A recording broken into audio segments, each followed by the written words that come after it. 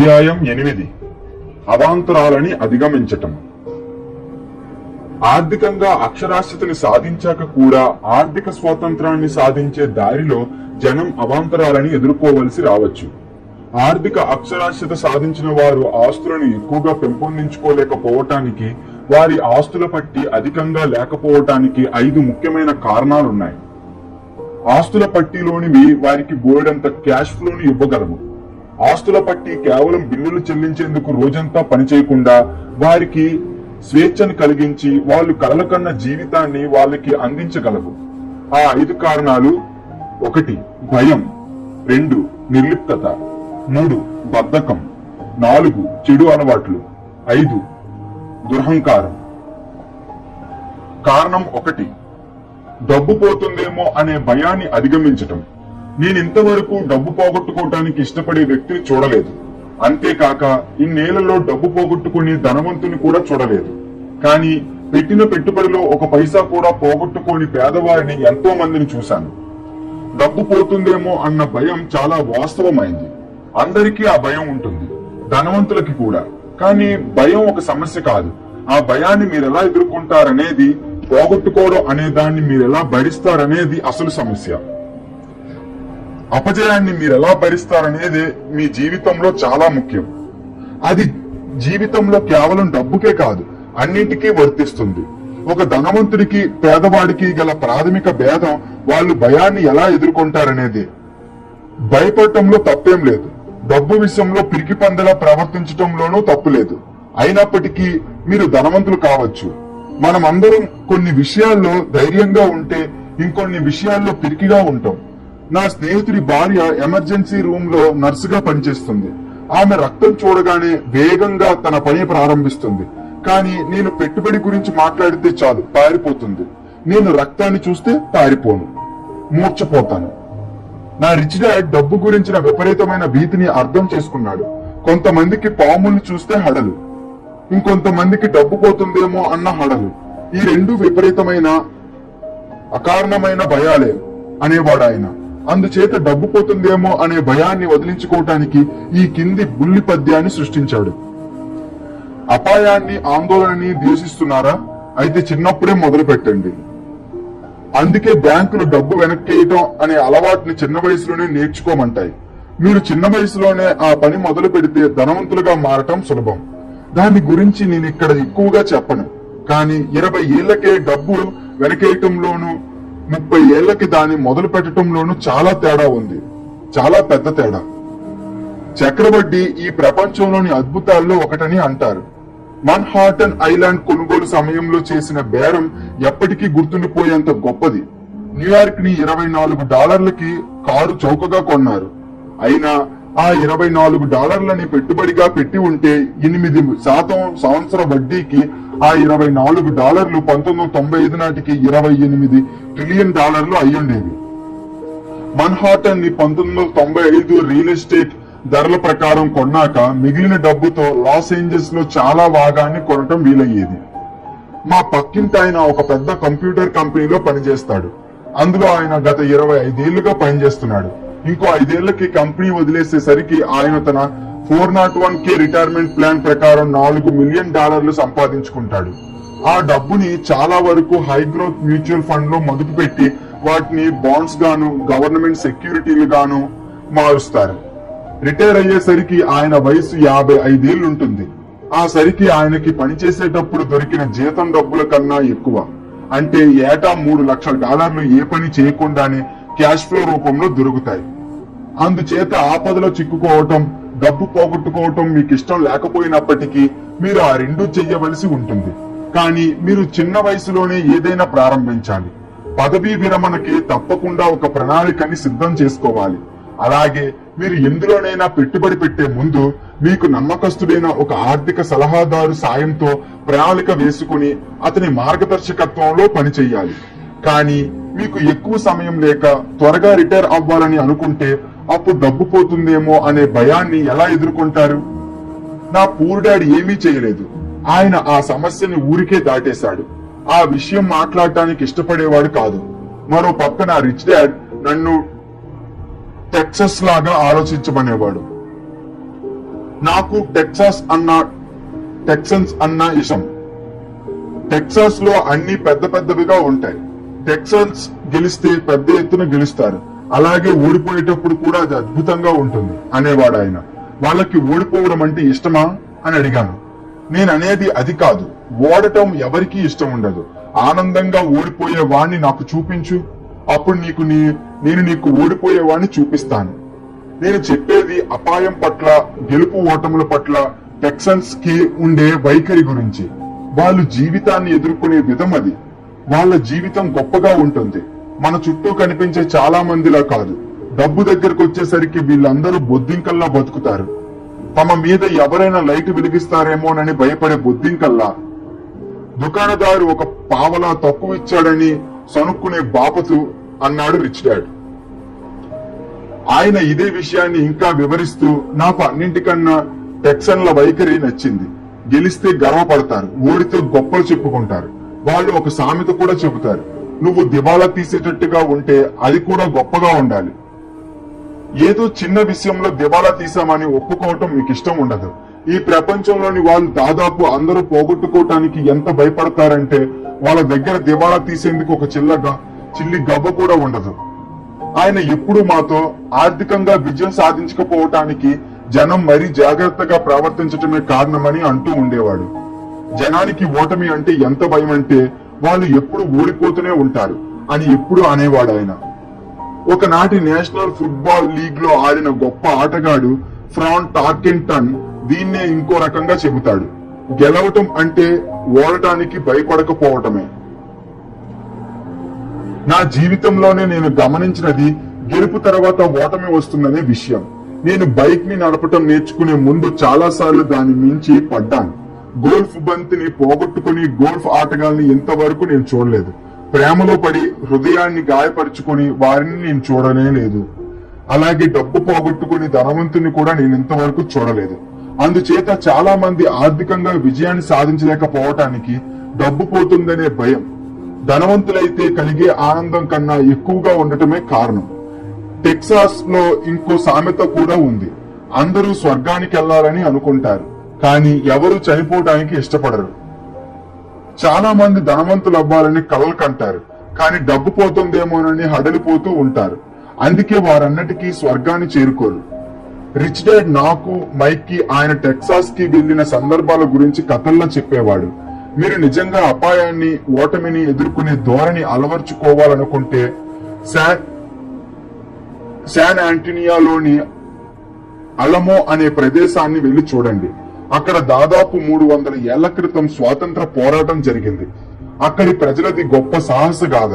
శత్రువు బలం ముందు తమ బలం ఆగదని, గెలిచే ఆశ ఎంత మాత్రం లేదని తెలిసి కూడా ఆ వీరులు యుద్ధాన్ని కోరుకున్నారు. దాసోహం అవటం కన్నా మరణమే మేలని అనుకున్నారు. ఆ గాథ అధ్యయనం చేయగలిగినది మంచి ప్రేరణ కలిగించేది. అయినప్పటికీ అది ఒక పెద్ద విషాదకరమైన ఓటమి. శత్రువులు వాళ్ళని టాపులు తన్నారు. కావాలంటే మీరు దాన్ని వైఫల్యం అనొచ్చు. వాళ్ళు ఓడిపోయారు. మరైతే టెక్సన్స్ వైఫల్యాన్ని ఎలా ఎదుర్కొంటారు? వాళ్ళు ఈనాటికి అలమోని గుర్తించుకోండి అంటూ నినాదాలిస్తారు. ఈ కథని మైక్, నేను చాలా సార్లు విన్నాం. ఆయన ఏదైనా ఒక పెద్ద వ్యాపారంలో లావాదేవీలు చేయబోయే ముందు కొద్దిగా బెదురుగా ఉందనిపించినప్పుడు ఎప్పుడు ఈ కథే చెప్పేవాడు. ఆయన అన్ని జాగ్రత్తలు తీసుకోవటం అయిపోయాక వ్యాపారం పుంజుకున్నా పడుకున్నా ఈ కథే చెప్పేవాడు. తను తప్పు చేస్తానని భయమో లేక డబ్బు పోతుందేమో అన్న భయమో కలిగినప్పుడు ఆయన మాకు ఈ కథ చెప్పేవాడు. ఆ కథ ఆయనకి బలాన్నిచ్చేది. ఆర్థిక నష్టాన్ని ఆర్థిక లాభంగా ఎలాగోలాగా మార్చుకోవచ్చనే సంగతి జ్ఞాపకం చేసేది. వైఫల్యం తనకి ఇంకా బలం చేకూర్చగలదని రిచ్ డాడ్కి తెలుసు. ఆయన ఓడాలని అనుకున్నాడని కాదు, తను ఎలాంటి వాడో, ఓటమిని ఎలా ఎదుర్కోగలడో ఆయనకి తెలుసు. అంతే. ఆయన ఓటమిని అంగీకరించి దాన్ని గెలుపుగా మార్చుకునేవాడు. దానివల్లే మిగతా వాళ్ళందరూ ఓడిపోయినా ఆయన గెలుపుని సాధించాడు. మిగతా వాళ్ళు వెనక్కి తగ్గినప్పుడు ఆయనకి మాత్రం గీతని దాటే ధైర్యం ఉండేది. అందుకే నాకు టెక్సన్స్ అంటే అంత ఇష్టం. వాళ్ళు ఒక పెద్ద ఓటమిని అంగీకరించి ఆ స్థలాన్ని ఒక పర్యాటక స్థలంగా మార్చి లక్షలు సంపాదిస్తున్నారు. కానీ ఆయన చెప్పిన మాటలన్నింటిలోకి నాకు ఎంతో ఎక్కువ పనికొచ్చినవి ఇవి. టెక్సన్స్ వాళ్ళ ఓటమిని పాతిపెట్టరు. వాటి నుంచి వాళ్ళు ప్రేరణ పొందుతారు. వాళ్ళు తమ వైఫల్యాలని నినాదాలుగా మార్చుకుంటారు. వైఫల్యాలు వాళ్ళని విజయాలు సాధించడానికి ప్రేరేపిస్తాయి. కానీ ఆ సూత్రం కేవలం టెక్సన్స్ కి మాత్రమే పనికి వచ్చే సూత్రం కాదు. అది గెలిచే వారందరికీ పనికొచ్చే సూత్రం. సరిగ్గా నేను బైక్ నడపడం నేర్చుకోవటంలో పడిపోవటం కూడా ఒక భాగమే అని నేను చెప్పినట్టే అన్నమాట. నాకు ఇంకా గుర్తుంది. అలా పడిపోయినప్పుడల్లా బైక్ నడపడం నేర్చుకోవాలన్న నిశ్చయం బలపడింది, తగ్గలేదు. గోల్ఫ్ బంతిని పోగొట్టుకొని గోల్ఫ్ ఆటగాన్ని ఇంతవరకు చూడలేదని చెప్పాను కదా. గోల్ఫ్ ఆటలో నైపుణ్యం సాధించడానికి అలా బంతుల్ని పోగొట్టుకోవటం, ఆటలో ఓడిపోవటం ఇంకా బాగా ఆడేందుకు ప్రేరణగా పనికొస్తాయి. వాళ్ళు ఇంకా కష్టపడి అభ్యసిస్తారు.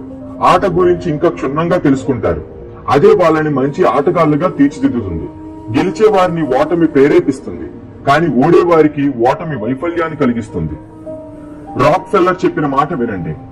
నేను ప్రతి దురదృష్టాన్ని ఒక అవకాశంగా మార్చుకుంటాను. నేను అమెరికాలో ఉండే జపాన్ దేశస్తుని కనుక ఈ మాట అనగలను. చాలా మంది పెర్ల్ హార్బర్ సంఘటన జరగడానికి అమెరికన్ల తప్పే కారణం అంటారు. నేను అది జపాన్ వారు తప్పని అంటాను.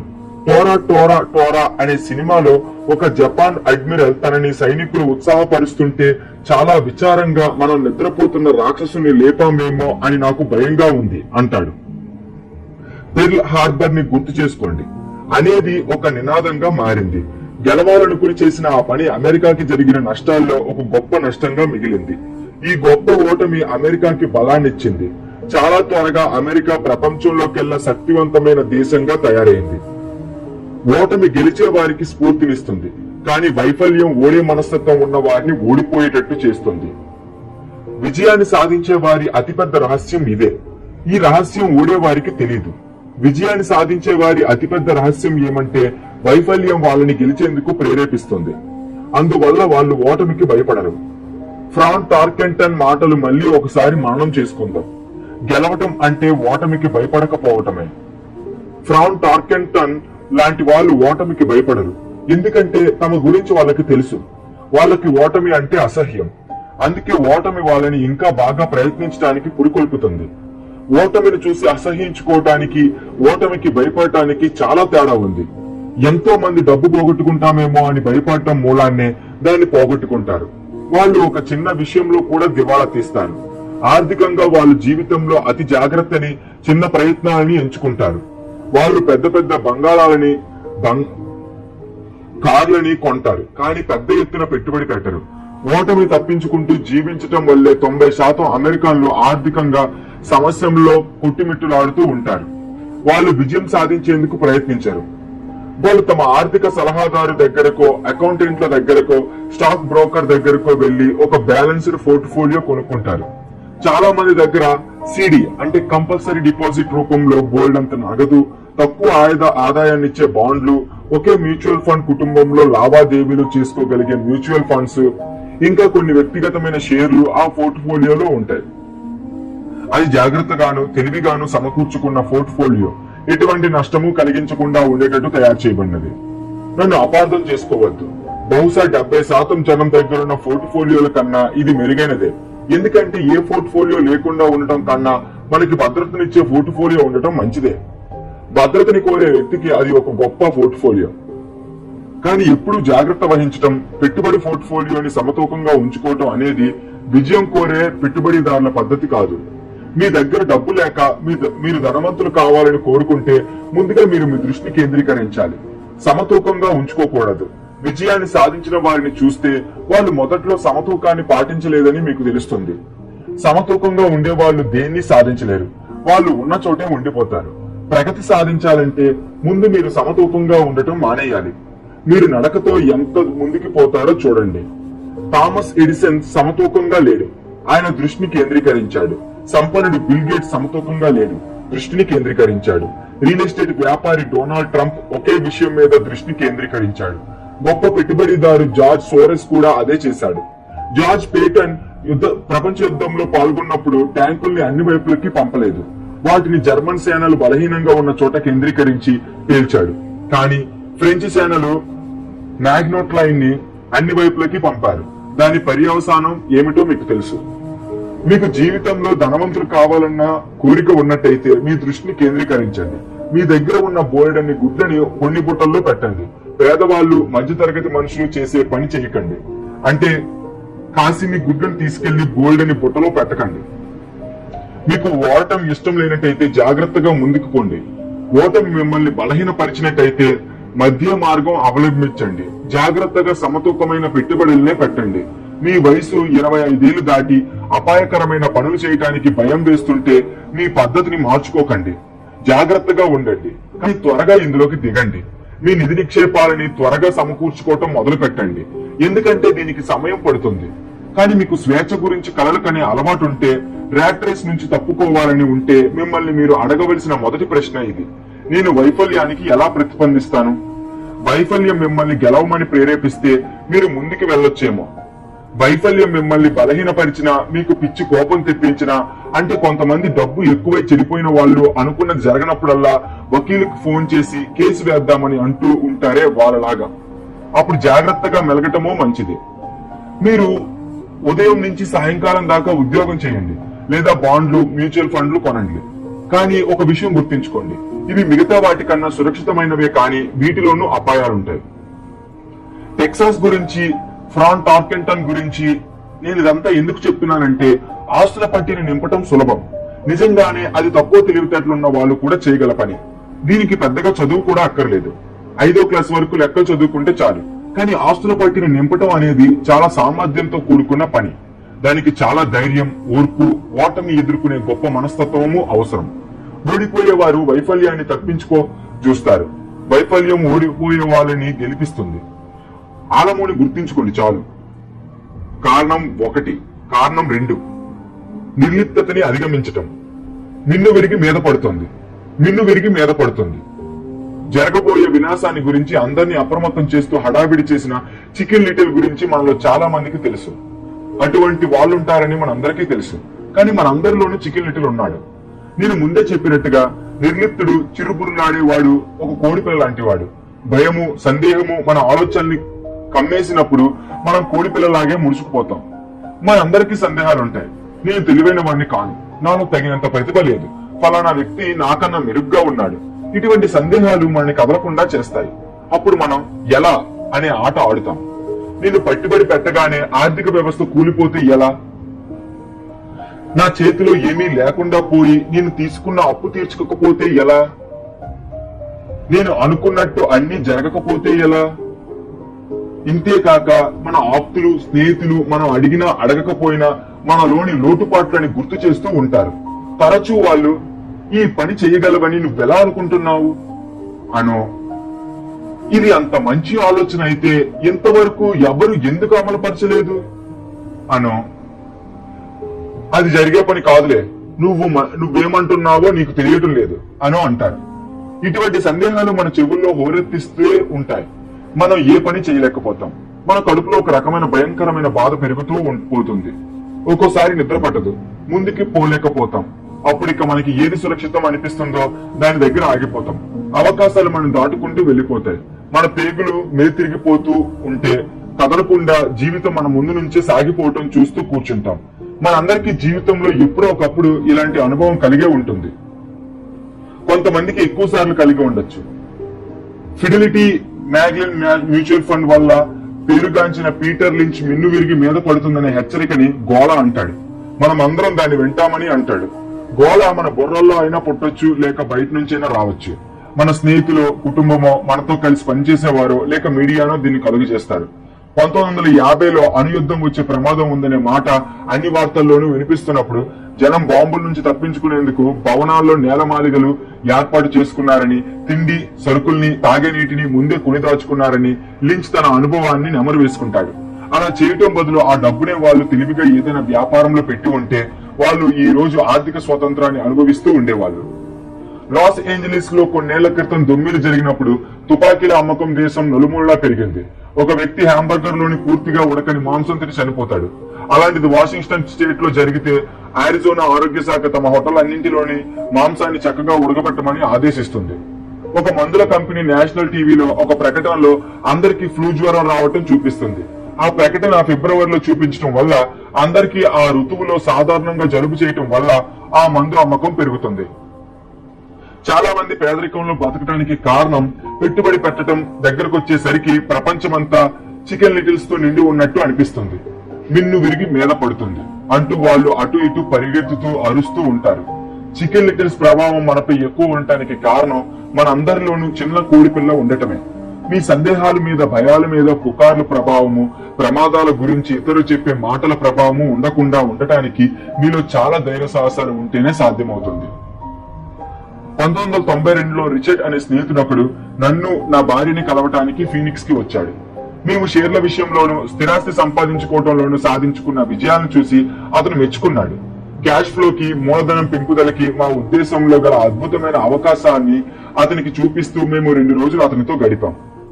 నేను, నా భార్య స్థిరాస్తుల ఏజెంట్లం కాము. మేము కేవలం పెట్టుబడిదారులం. సెలవులకి అందరూ వెళ్లి గడిపే రిసార్ట్ లో మాకు అమ్మకానికి ఉన్న ఒక ఇల్లు దొరికింది. అదే రోజు మధ్యాహ్నం మేము ఒక ఏజెంట్ కి ఫోన్ చేస్తే అతను వచ్చి రిచర్డ్ కి అమ్మాడు. 2 పడక గదులున్న ఆ ఇల్లు వెల కేవలం $40,000.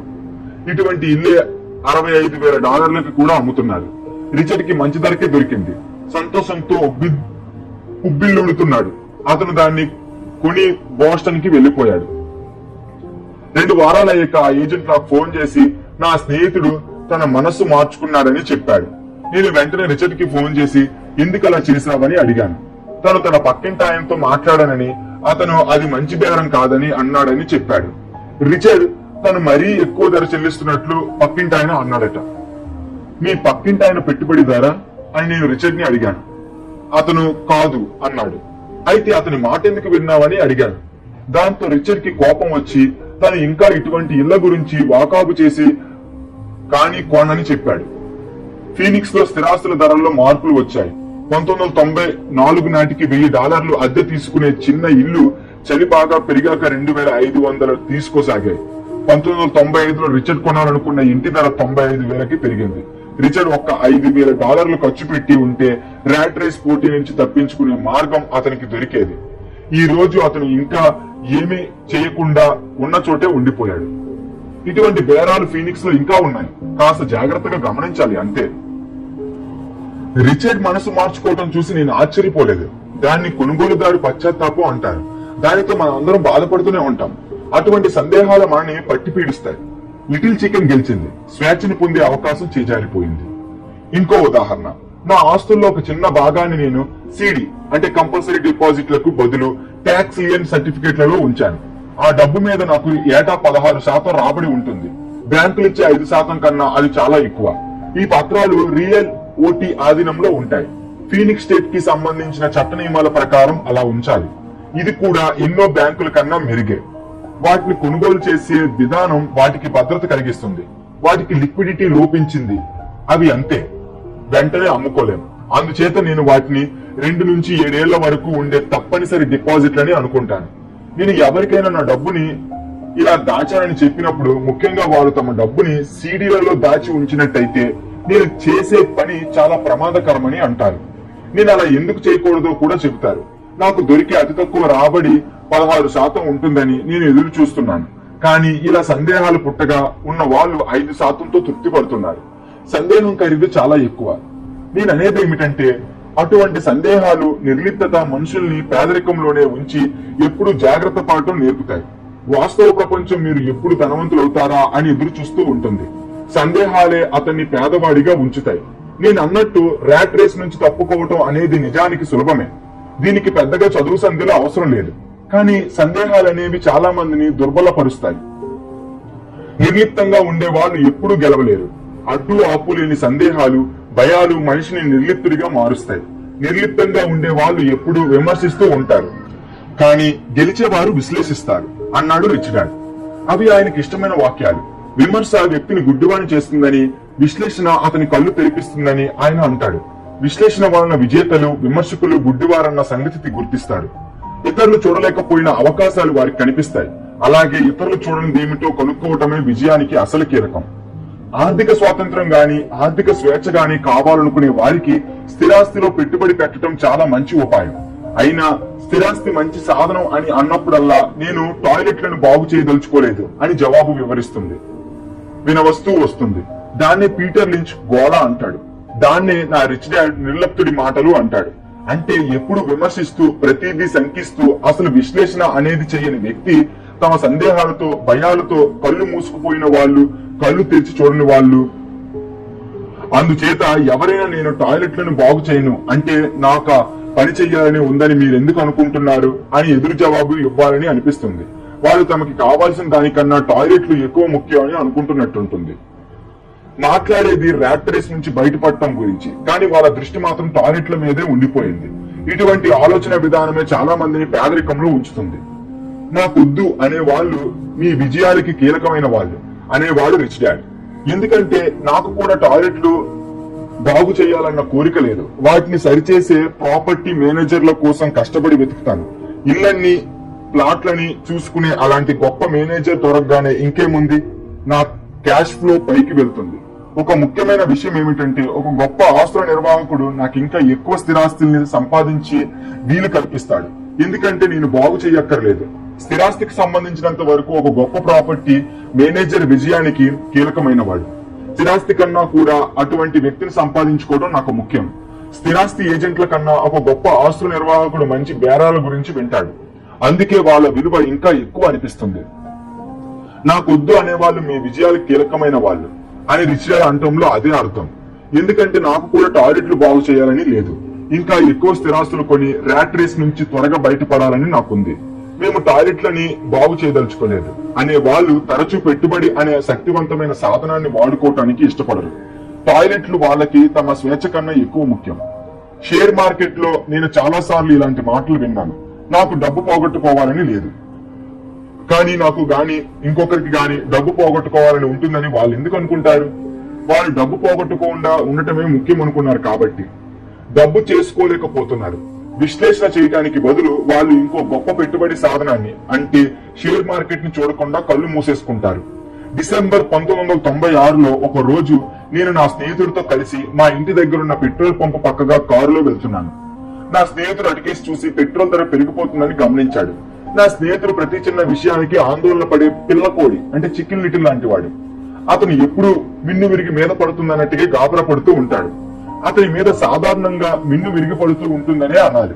మేమిద్దరం ఇల్లు చేరాక ఇంకా రాబోయే కొన్నేళ్లలో పెట్రోల్ ధర ఎందుకు పెరిగిపోతుందో అని లెక్కల వివరాలు చూపించాడు. ఒక ఆయిల్ కంపెనీలో నాకు పెద్ద మొత్తంలో షేర్లు ఉన్నప్పటికీ అలాంటి లెక్కలేవి నేను ఇంతకు ముందు చూడలేదు. ఆ సమాచారం తెలియగానే దాని విలువ కన్నా తక్కువ అంచనా కట్టబడిన ఒక కొత్త ఆయిల్ కంపెనీ కోసం వెతికి దాన్ని పట్టుకోగలిగాను. అది కొన్ని చమురు నిక్షేపాలను కనుగొనబడుతుందని తెలిసింది. నా దళారి ఈ కొత్త కంపెనీ గురించి చాలా ఉత్సాహం చూపాడు. నేను ఒక్కో షేరు 65 సెంట్ల చొప్పున 15,000 షేర్లు కొన్నాను. ఫిబ్రవరి 1997లో మళ్లీ అదే స్నేహితుడితో కలిసి అదే పెట్రోల్ పంపు పక్కగా కారులో వెళ్లాను. అతను సరిగ్గానే చెప్పాడు. గ్యాలన్కి 15% చొప్పున పెట్రోల్ ధర పెరిగింది. మళ్లీ లిటిల్ చికెన్ ఆందోళన పడి ఆక్షేపించాడు. నేను నవ్వాను. ఎందుకంటే జనవరి 1997లో నేను కొన్న చిన్న ఆయిల్ కంపెనీ పెట్రోల్ కొనుక్కుంది. నేను కొన్ని 15,000 షేర్ల ధర ఒక్కో షేరుకి $3 పెరిగింది. నా స్నేహితుడు చెప్పింది నిజమైతే పెట్రోల్ ధర ఇంకా పెరుగుతుంది. వాళ్ళ మనసుల్లోని భయం అనే లిటిల్ చికెన్ వాళ్ళని విశ్లేషించుకోనియకుండా అడ్డుపడుతూ ఉంటుంది. షేర్ మార్కెట్లలో స్టాప్ లాస్ అనే మాట ఎలా పనిచేస్తుందో తెలిస్తే చాలా మంది ఊడిపోకుండా ఉండటానికి బదులు గెలవటానికి మదుపు పెడతారు. స్టాప్ లాస్ అనేది ఒక కంప్యూటర్ ఆదేశం. షేర్ ధర పడిపోవటం మొదలు పెట్టగానే అది మీ షేర్లని తనంతట తానే అమ్మటం మొదలు పెడుతుంది. దాని వల్ల మీకు అతి తక్కువ నష్టము కొంత లాభము కలిగేటట్టు చూస్తుంది. అందుకని మనుషులు నాకు కావాలి అనే దాని మీద కాకుండా నాకు అక్కర్లేదు అనే దాని మీదే దృష్టి కేంద్రీకరించినప్పుడల్లా వాళ్ళ తలకాయల్లో గోల చాలా గట్టిగా వినిపిస్తూ ఉండాలి అనుకుంటాను. పిల్లకోడి వాళ్ళ బుర్రాన్ని ఆక్రమించుకుని మిన్ను విరిగి మీద పడుతుంది అని, టాయిలెట్లు పగిలిపోతున్నాయని అరుస్తుంది. అందుకే వాళ్ళు తమకి అక్కర్లేని వాటిని తప్పించుకుంటారు. కానీ దానికి వాళ్ళు చెల్లించే ధర చాలా హెచ్చుగా ఉంటుంది. వాళ్ళు జీవితంలో ఎన్నడూ తమకు కావాల్సినది పొందలేకపోవచ్చు. రిచ్ డాడ్ ఒక పిల్లకోడిని ఎలా చూడాలనేది నాకు నేర్పాడు. కొల్నల్ శాండర్స్ ఏం చేశాడో సరిగ్గా అదే నువ్వు కూడా చెయ్యి అన్నాడు. ఆయన 66 ఏళ్లకి వ్యాపారంలో దివాలా తీసి సోషల్ సెక్యూరిటీ ఇచ్చే డబ్బుతో బతకసాగాడు. ఆ డబ్బు సరిపోయేది కాదు. తను ఫ్రైడ్ చికెన్ వండే పద్ధతిని దేశమంతా తిరిగి అమ్మ చూపాడు. 1000 సార్లకు పైగా తన ప్రయత్నంలో ఊడిపోయాక ఒకరు సరే అన్నారు. సాధారణంగా అందరూ క్రియాశీలమైన జీవితం నుంచి తప్పుకునే వయసులో ఆయన తన ప్రావీణ్యంతో కోటీశ్వరుడయ్యాడు. హార్లాండ్ శాండర్స్ గురించి ఆయన గొప్ప సాహసి, గట్టి పట్టుదల ఉన్నవాడు అనేవాడు రిచ్ డాడ్. అందుచేత మీరు సందేహిస్తూ ఉన్నా, కొద్దిగా భయం వేస్తున్నా కొల్నల్ శాండర్స్ తన లిటిల్ చికెన్ పట్ల ప్రస్తావించినట్టే ప్రవర్తించండి. దాన్ని ఆయన వండాడు. కారణం 3, బద్ధకం. ఎప్పుడూ పనిలో మునిగి తేలుతూ ఉండేవాళ్ళు తరచూ అందరికన్నా బద్ధకస్తులుగా ఉంటారు. డబ్బు సంపాదించడం కోసం కష్టపడి పనిచేసే వ్యాపారస్తుల గురించి మనం అందరం విన్నాం. తన భార్య, పిల్లల పోషణ కోసం అతను కష్టపడతాడు. ఆఫీసులో గంటల తరబడి పనిచేసే వారాంతరాలు కూడా ఇంట్లో ఆఫీసు పనిచేస్తాడు. ఒక రోజు ఆయన ఇంటికి వచ్చేసరికి ఇల్లు ఖాళీగా ఉంటుంది. అతని భార్య పిల్లల్ని తీసుకుని వెళ్లిపోయింది. తనకి భార్యకి మధ్య సమస్యలున్నాయని అతనికి తెలుసు. కానీ ఆ సమస్యల్ని పోగొట్టుకుని తన మధ్యనున్న సంబంధాన్ని పటిష్టం చేసుకోవటానికి బదులు అతను 24 గంటలు పనిలోనే మునిగి ఉండేవాడు. ఈ హఠాత్ పరిణామానికి విస్తుపోయి పని కూడా సరిగ్గా చేయలేకుండా అతను చివరికి ఉద్యోగం పోగొట్టుకుంటాడు. ఈ రోజుల్లో చాలా మంది తమ ధనాన్ని కాపాడుకునేందుకు కూడా తీరిక లేకుండా పనిలో మునిగి ఉండటం నేను చూస్తున్నాను. ఇంకొంతమంది తమ ఆరోగ్యాన్ని కూడా పట్టించుకోకుండా పనిచేస్తూ ఉంటారు. రెంటికి కారణం ఒకటే, వాళ్ళు పనిలో మునిగి ఉంటారు. అదే స్థితిలో ఉండిపోతారు. ఎందుకంటే జీవితాన్ని ఎదుర్కోవటం ఇష్టం లేక తప్పించుకు తిరగాలన్నది వాళ్ళ వైఖరి. ఈ సంగతి వాళ్ళకి ఎవరికి చెప్పక్కర్లేదు. వాళ్ళ మనసుకి సంగతి తెలుసు. నిజం ఏమిటంటే వాళ్ళకి ఆ విషయం గుర్తు చేస్తే వాళ్ళు విసుక్కుంటారు, కోపగించుకుంటారు. వాళ్ళు పనితోనూ పిల్లలతోనూ గడపని సమయాల్లో టీవీ చూస్తారు, లేదా చేపలు పడుతూనో, గోల్ఫ్ ఆడుతూనో, షాపింగ్ చేస్తూనే ఉంటారు. అయినా వాళ్ళ మనసుకి తాము దేన్నో తప్పించుకు తిరుగుతున్నామని తెలుస్తూనే ఉంటుంది. అది సామాన్యంగా అందరిలో కనిపించే బద్ధకం, పని ఒత్తిడిలో బద్ధకంగా ఉండటం. అయితే మరి ఈ బద్ధకానికి విరుగుడు ఏమిటి? జవాబు కొద్దిగా పేరాస. మనలో చాలా మందికి మన పెద్దవాళ్ళు పేరాస, కోరిక అనేవి చాలా చెడ్డవని చెప్పారు. మా అమ్మ అనేది అత్యాస ఉండేవాళ్ళు చెడ్డవాళ్ళు. అయినా మన అందరిలోనూ మంచి వస్తువులు, కొత్త వస్తువులు, మనకు ఉత్సాహాన్ని కలిగించే వస్తువులు కావాలన్న కాంక్ష దాగి ఉంటుంది. ఆ కోరిక అనే భావాన్ని అదుపులో పెట్టుకునేందుకు మన తల్లిదండ్రులు ఆ కోరిక అపరాధం అని చెప్పి దాన్ని అణిచివేసేందుకు మార్గాలు కనుక్కున్నారు. నువ్వెప్పుడు నీ గురించి ఆలోచించుకుంటావు? నీకు తోబుట్టువులు ఉన్నారని తెలీదా? ఇది మా అమ్మకి ఎంతో ఇష్టమైన వాక్యం. నీ కోసం నేనేం కొనాలంటావు అనేది మా నాన్నకి ఇష్టమైన ప్రశ్న. ఇంకా ఏమిటి, మమ్మల్ని డబ్బుతో తయారు చేశారు అనుకుంటున్నావా? మనం ధనవంతులం కాదు తెలుసా? డబ్బుకు చెట్టుకి కాస్తుంది అనుకుంటున్నావా? లాంటి మాటలు అంటూ ఉండేవాళ్ళు. కానీ ఆ మాటల కన్నా వాటిలో మేము ఏదో నేరం చేశామన్న ధ్వని వినిపించేది. కోపంతో తప్పు పట్టినట్టు వినపడే ఆ గొంతు నన్ను ఎక్కువగా బాధ పెట్టేది. ఇంకో రకంగా కూడా వాళ్ళనే మాటలు నన్ను అపరాధ భావంతో నింపేవి. నేను నీ కోసం దీన్ని కొనడానికి నా జీవితాన్ని దారపోస్తున్నాను. నేను నీకు ఇది ఎందుకు కొనిస్తున్నానో తెలుసా? ఎందుకంటే నా చిన్నప్పుడు ఇలాంటివి నాకు అందుబాటులో ఉండేవి కావు అని అనేవారు. మా పక్కింట్లో ఒక ఆయన ఉంటాడు. ఆయన పూర్తిగా దివాలా తీశాడు. కానీ ఆయన తన కారుని గ్యారేజ్ లో పార్క్ చేయలేడు. గ్యారేజ్ నిండా అతని పిల్లల కోసం కొన్న బొమ్మలున్నాయి. ఆ మొండి ఘటాలకి అరిగినదల్లా దొరుకుతుంది. లేమి అనే భావాన్ని వాళ్ళు అనుభవించకూడదు అంటాడు ఆయన ఎప్పుడు చూసినా. వాళ్ళ కాలేజీ చదువులకి గాని, రిటైర్ అయ్యాక తన కోసం గాని ఆయన కొంచెం కూడా డబ్బు వెనకేయలేదు. కానీ ఆయన పిల్లల దగ్గర మాత్రం దేశంలోని బొమ్మలన్నీ ఉన్నాయి. ఆయనకి ఈ మధ్యనే పోస్ట్ లో ఒక కొత్త క్రెడిట్ కార్డు వచ్చింది. ఆయన వెంటనే పిల్లల్ని లాస్ వేగస్ నగరానికి తీసుకెళ్లాడు. ఏదో పెద్ద త్యాగం చేస్తున్నట్టు, నేను ఇది పిల్లల కోసం చేస్తున్నాను అన్నాడు. రిచ్ డాడ్ నేను దీన్ని కొనలేను అని ఎప్పుడు అనకూడదు అంటూ ఉంటాడు. కానీ మా ఇంట్లో నేను ఎప్పుడు వినేది ఆ మాటల్నే. దీనికి బదులు రిచ్ డాడ్ తమ పిల్లల్ని నేను దీన్ని ఎలా కొనగలను అని అడగమనేవాడు. ఆయన చెప్పే కారణం, నేను దీన్ని కొనలేను అనగానే మన బుర్ర పనిచేయడం మానేస్తుందని, ఇక దానికి ఆలోచించే అవసరం ఉండదని, నేను దీన్ని ఎలా కొనగలను అనే ప్రశ్న బుర్రని పనిచేయమంటుందని, ఆలోచించి ఈ ప్రశ్నకి సమాధానం రాబట్టమంటుంది. కానీ ఆయనకి అన్నింటికన్నా నచ్చని విషయం ఏమిటంటే, నేను దీన్ని కొనలేను అనేది అబద్ధం అని ఆయన అనుకుంటాడు. మనిషిలో ఉండే స్ఫూర్తి చాలా శక్తి గలది. ఏ పనినైనా చేయగలనని దానికి తెలుసు అనేవాడు. బద్ధకంగా ఉండే మెదడుతో నేను దీన్ని కొనలేను అని అనుకోగలనే మీ లోపల ఒక యుద్ధం మొదలవుతుంది. మీలోని స్ఫూర్తి కోపగించుకుంటుంది. అప్పుడు బద్ధకంగా ఉండే మీ మెదడు తను చెప్పిన అబద్ధాన్ని సమర్థించుకోవలసి వస్తుంది. స్ఫూర్తి గొంతు చించుకుని అరుస్తూ ఉంటుంది, పద మనం వ్యాయామశాలకి వెళ్లి వ్యాయామం చేద్దాం. కానీ బద్ధకంగా ఉండే మెదడు, నేను అలసిపోయాను, నేను ఈ రోజు చాలా కష్టపడి పనిచేశాను అంటుంది. లేదా మనిషిలోని స్ఫూర్తి, నాకు ఇలా పేదరికంలో బతకడం చాలా అవస్థగా ఉంది, పద మనం ధనం సంపాదించేందుకు ప్రయత్నిద్దాం అంటుంది. అప్పుడు బద్ధకంతో నిండిన మెదడు, ధనవంతులు లోబులు, పైగా అది లేనిపోని తంట, పైగా అంత కేవక్షరం కూడా కాదు. నేను డబ్బు పోగొట్టుకోవచ్చు, కానీ ఇప్పటికే నేను చాలా కష్టపడి పనిచేస్తున్నాను, నాకు ఎలాగో చచ్చేటంత పని ఉంది. చూడు, ఈ వార రాత్రి చేసి ముగించవలసింది ఎంతో ఉంది, నా బాస్ రేపు పొద్దున్న కల్లా దీన్ని పూర్తి చేయమన్నాడు అంటుంది. నేను దీన్ని కొనలేను అనే భావం బాధని కూడా కలిగిస్తుంది. ఒక రకమైన నిరాశ తలెత్తి మనిషి విషాదానికి, నిస్పృహకి గురవుతాడు. ఉదాసీనత అంటే కూడా ఇదే. నేను దీన్నెలా కొనగలను అనే ప్రశ్న మన ముందు అవకాశాలకి, ఉత్సాహానికి, కళలకి ఒక మార్గాన్ని తెరుస్తుంది. అందుకని రిచ్ డాడ్ మీరేం కొనాలనుకుంటున్నారు అనే దాని గురించి అంతగా పట్టించుకోలేదు. నేను దాన్ని ఎలా కొనగలను అనేది దృఢమైన మనసుని, హుషారైన స్ఫూర్తిని చేకూరుస్తుంది. అందుచేత ఆయన మైక్కి నాకు చాలా అరుదుగా ఏమైనా ఇచ్చేవాడు, కానీ బదులు నువ్వు దీన్ని ఎలా కొనగలవు అని అడిగేవాడు. ఆ కొనగలిగే వాటిలో కాలేజీ చదువు కూడా ఉండేది.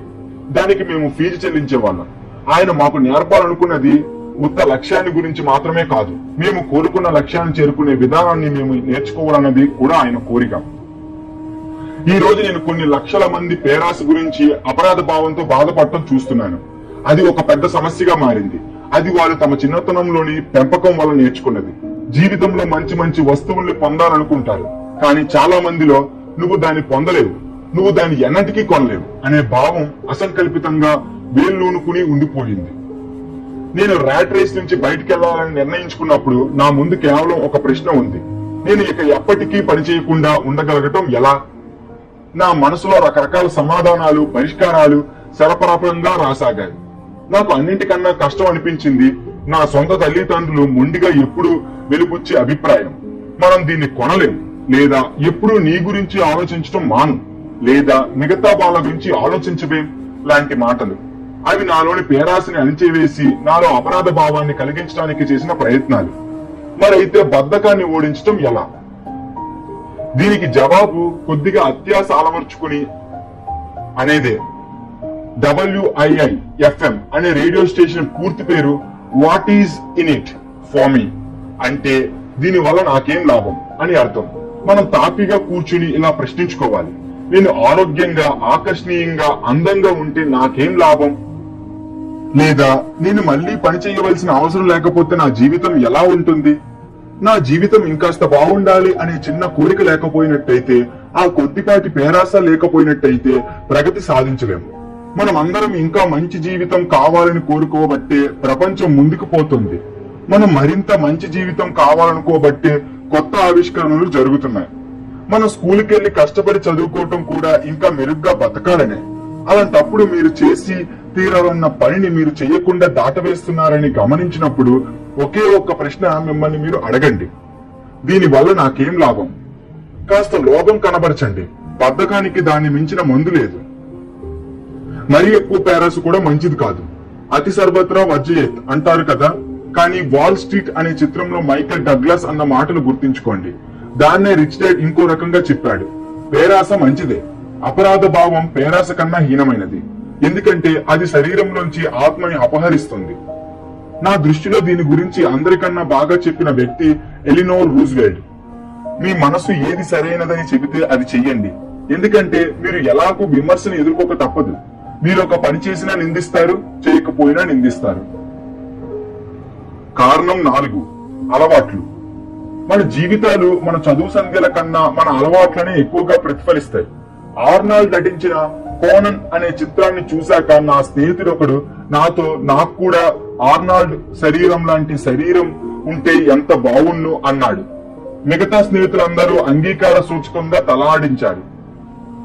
అసలు ఒకప్పుడు అతను బక్కపరచగా ఎముకల పోగుల ఉండేవాడని విన్నాను అన్నాడు ఇంకో స్నేహితుడు. అవునోయ్, నేను కూడా విన్నాను, కానీ అతనికి రోజు వ్యాయామశాలలో వ్యాయామం చేసే అలవాటు ఉందని విన్నాను అన్నాడు మరో స్నేహితుడు.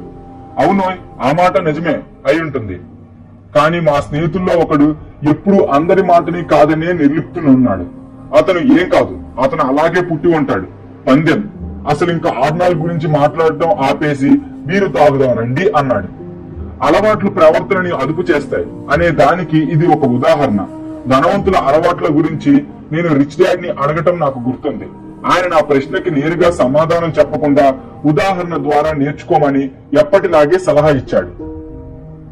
మీ నాన్న బిల్లులు ఎప్పుడు చెల్లిస్తాడు అని అడిగాడు ఆయన. మొదటి తారీఖున అన్నాను. ఆ తర్వాత ఆయన దగ్గర డబ్బు ఏమైనా మిగులుతుందా రిచ్ డాడ్ అడిగాడు. చాలా కొద్దిగా అన్నాను. ఆయన డబ్బు ఇబ్బందికి అదే ముఖ్య కారణం. ఆయనవి చెడ్డ అలవాట్లు అన్నాడు రిచ్ డాడ్. మీ నాన్న మిగతా అందరికీ ముందు డబ్బు చెల్లిస్తాడు, తన కోసం ఆఖరికి అట్టే పెట్టుకుంటాడు. అది ఏమైనా ఇంకా మిగిలితేనే, కానీ సామాన్యంగా ఏమీ మిగలదు. కానీ ఆయన తన బిల్లులు చెల్లించాల్సిందే కదా, మీరనేది అలా చేయనక్కర్లేదనా అన్నాను. కానే కాదు, సమయానికి బిల్లులు చెల్లించాలని నేను కూడా ఒప్పుకుంటాను. నేను నా బిల్లులు చెల్లిస్తాను, కానీ ముందుగా నేను డబ్బు చెల్లించుకుంటాను అంతే. ప్రభుత్వానికి కూడా నా తర్వాత చెల్లిస్తాను అన్నాడు రిచ్ డాడ్. మరి మీ దగ్గర తగినంత డబ్బు లేకపోతే ఏం చేస్తారు, అప్పుడెలా అని అడిగాను. అయినా సరే నాకేం ముందుగా డబ్బు చెల్లిస్తాను. డబ్బు తక్కువగా ఉన్నా అంతే, ప్రభుత్వం కన్నా నా ఆస్తుల పట్టియే నాకు ముఖ్యం అన్నాడు ఆయన. మరి వాళ్ళు మీ వెంట పడరా అని అడిగాను. అవును పడతారు, కానీ నేను డబ్బు కట్టకపోతే కదా. చూడు, నేను డబ్బు చెల్లించవద్దని అనలేదు. నా దగ్గర డబ్బు లేకపోయినా నాకే ముందర డబ్బు చెల్లిస్తున్నాను అంతే అన్నాడు రిచ్ డాడ్. కానీ మీకు అది ఎలా సాధ్యం అని అడిగాను. ఎలా అని కాదు, ఎందుకు అని అడుగు అన్నాడు ఆయన. సరే ఎందుకు? ప్రేరణ అన్నాడు రిచ్ డాడ్. నేను అప్పుల వాళ్ళకి డబ్బు చెల్లించకపోతే ఎవరు ఇంకా గట్టిగా ఫిర్యాదు చేస్తుంటారంటావు, నేనా వాళ్ళ అని అడిగాడు. తప్పకుండా అప్పుల వాళ్లే మీకన్నా గట్టిగా ఫిర్యాదు చేస్తారు అన్నాను. మరి చూసావా, నేను డబ్బు చెల్లించుకున్నాక నా పన్నులు మిగతా అప్పులు తీర్చాలన్న ఒత్తిడి నా మీద మరింత పెరుగుతుంది. అప్పుడు డబ్బు సంపాదించే ఇంకేమైనా మార్గాల కోసం వెతుకుతాను. ఆ ఒత్తిడి నాకు ప్రేరణగా మారుతుంది. నేను చేసే పని కాక అదనపు పనులు చేశాను. కొత్త కంపెనీలు ప్రారంభించాను. షేర్ మార్కెట్ లో వ్యాపారం చేశాను. వాళ్ళు నా మీద కేకలు పెట్టకుండా ఉండటానికి ఏదో ఒక ప్రయత్నం చేస్తూనే ఉన్నాను.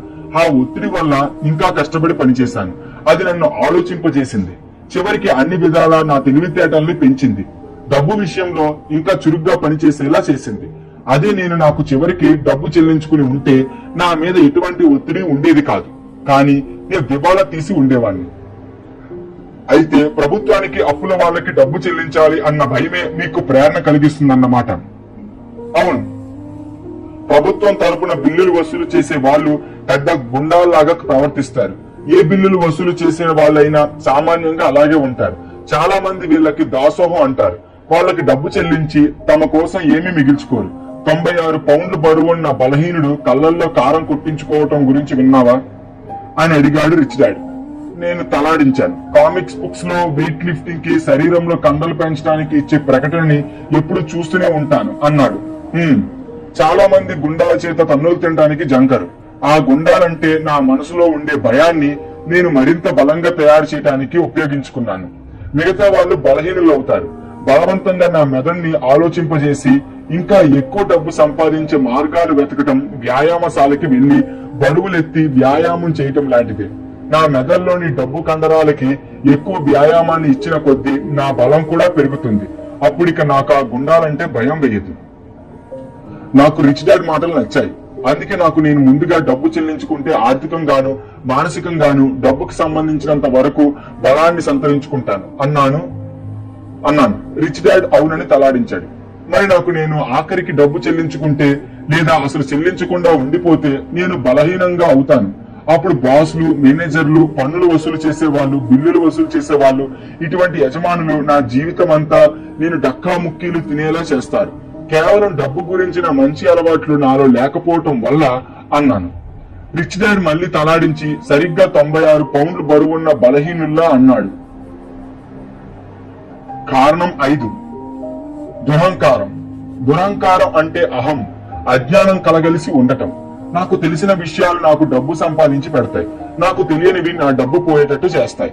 నేను దురహంకారంతో ప్రవర్తించిన ప్రతిసారి నేను డబ్బు పోగొట్టుకున్నాను. ఎందుకంటే నాలో దురహంకారం ఉంటే నాకు తెలియని విషయాలు అంత ముఖ్యమైనవి కావని మనసారా నమ్ముతాను అని రిచ్ డాడ్ నాతో తరచూ అంటూ ఉండేవాడు. చాలా మంది తమ అజ్ఞానాన్ని దాచుకోవడం కోసమే దురహంకారాన్ని ప్రదర్శించడం నేను చూశాను. సాధారణంగా అకౌంటెంట్లతో గాని పెట్టుబడిదారులతో గాని నేను ఆర్థిక విషయాల గురించి చర్చించే సమయంలో ఇలా తరచూ జరుగుతూ ఉంటుంది. వాళ్ళు చర్చించేటప్పుడు తమకే అన్ని తెలుసని దబాయించినట్టు మాట్లాడతారు. కానీ వాళ్ళేం మాట్లాడుతున్నారో వాళ్ళకే తెలియదని నాకు స్పష్టంగా తెలిసిపోతుంది. వాళ్ళు అబద్ధాలు ఆడటం లేదు, కానీ నిజం కూడా చెప్పటం లేదని అర్థమవుతుంది. ఈ డబ్బు ప్రపంచంలో ఆర్థిక సంబంధమైన విషయాలు, పెట్టుబడుల విషయానికి వచ్చేసరికి చాలా మందికి తాము ఏం మాట్లాడుతున్నారో బొత్తిగా తెలియదు. సెకండ్ హ్యాండ్ కార్లు అమ్మే వాళ్ళలాగా ఈ డబ్బు అనే వ్యాపారంతో సంబంధం ఉన్న వాళ్ళు వ్యాపార ధోరణిలో చిలక పలుకుల్లాగా అమ్మకాల గురించి మాట్లాడతారు. ఒక విషయం గురించి నీకేమీ తెలియదని తెలిసినప్పుడు నువ్వు దాన్ని నేర్చుకోవాలి. ఆ రంగంలో ఒక నిపుణుల నుంచో లేదా ఆ విషయాన్ని బోధించే పుస్తకం నుంచో నేర్చుకోవటం మొదలు పెట్టాలి.